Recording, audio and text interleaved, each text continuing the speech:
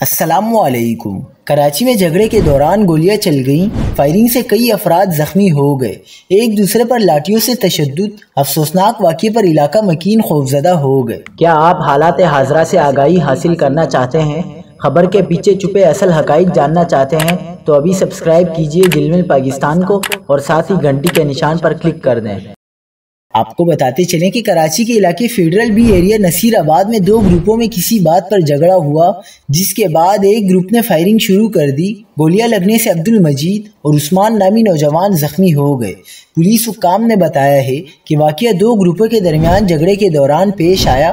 Firing کرنے والے ملزمان موقع سے فرار ہونے میں کامیاب ہو گئے، جن کی تلاش جاری ہے۔ مزید قانونی کارروائی شروع کر دی گئی ہے۔ دوسری جانب جھگڑے کی موبائل فوٹیج بھی منظر عام پر آ گئی، جس میں دیکھا جا سکتا ہے کہ مسلح افراد ڈنڈوں سے ایک دوسرے پر تشدد اور فائرنگ کر رہے ہیں۔